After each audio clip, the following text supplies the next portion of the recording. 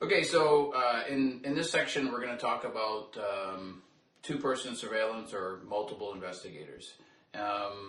What's fun about this, if you're new to this business, is that you get to work with somebody else, you get to learn from someone else, usually somebody more experienced.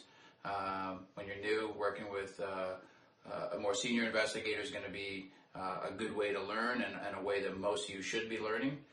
Learning on your own is painful, I can tell you from my own experience, but learning with someone who knows what they're doing, taking a course like this is definitely going to help you early days in your career to make sure that you make early advancements and have some early success and build on that confidence.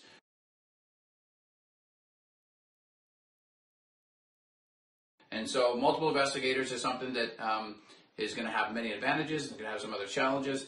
One of the main advantages is that control. So multiple investigators on an investigation will allow you to control the environment a lot more, and we'll talk a little bit about what kind of controls through this section. And also anticipation. You can anticipate what somebody's going to do a lot better when you have two people thinking about it, two opportunities to react, two different looks, and two different mindsets and levels of experience are going to add a lot to the quality of the investigation and the surveillance.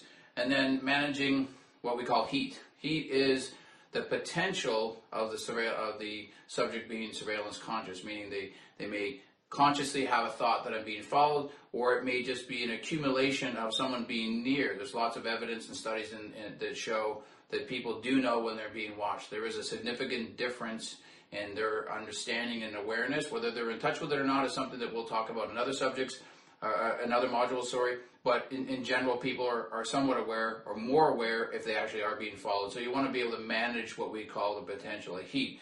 Getting burned is something that is obvious. The subject is aware, and that's pretty much the end of it. But managing heat is something that's going to be a lot easier with two people. You have the ability to follow close, get away, come back, and go back and forth and look at different vehicle types and different opportunities to trade off on each other.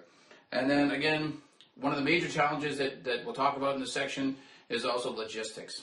The opportunity for error is going to be magnified when you're working with somebody else. When you're working by yourself, you only have yourself to be accountable to. When you're working with someone else, they have to be accountable to you, and you have to be accountable to them. And the only way to do that is to communicate effectively and clearly on every level about everything. And that's going to pose new challenges, especially when you're used to working by yourself.